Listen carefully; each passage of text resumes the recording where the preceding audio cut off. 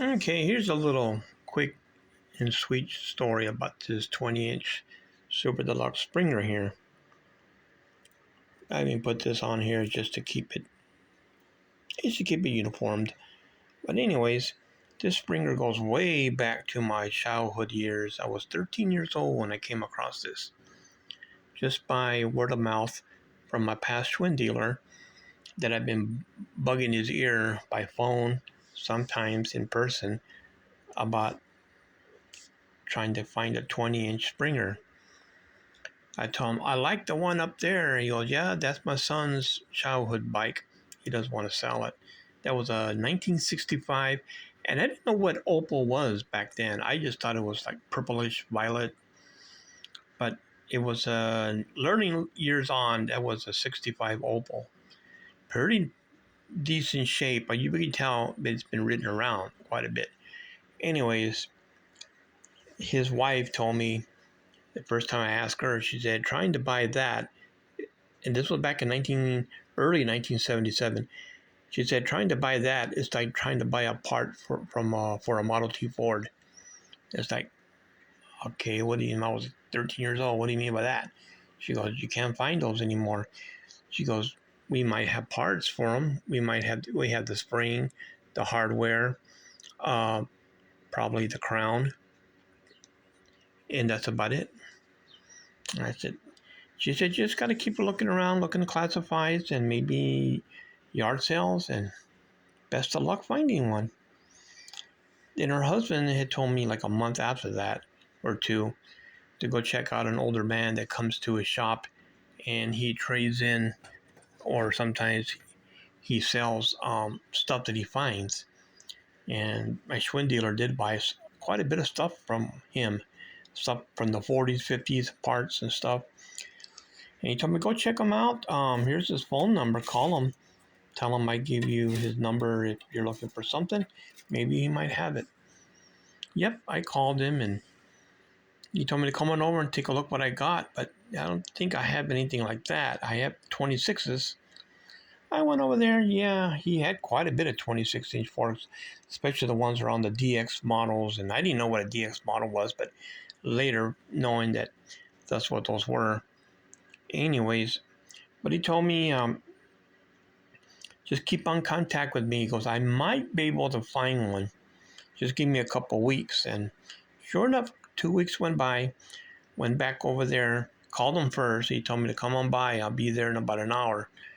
We went to his house. My dad drove me there, of course. And sure enough, he went back to his back porch and he was holding it in his hand. It was pretty dirty. I mean, it was grimy, dirty. He goes, here you are, kid.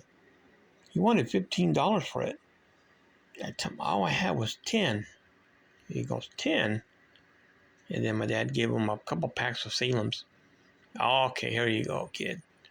$10 this cost me back in 1977. Compared to what these are can actually fetch. There's just really not a exact number. Depends who badly wants it. Put it on auction, it can go up there.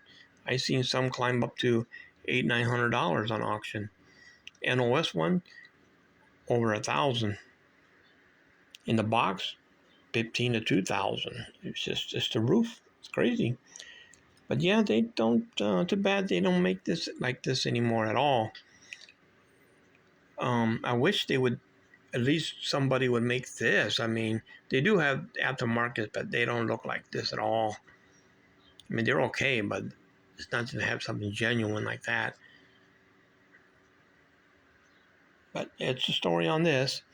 I've only had this on one bike, well, two bikes, the lowrider bike in '77, and I had it on a custom Junior that I made.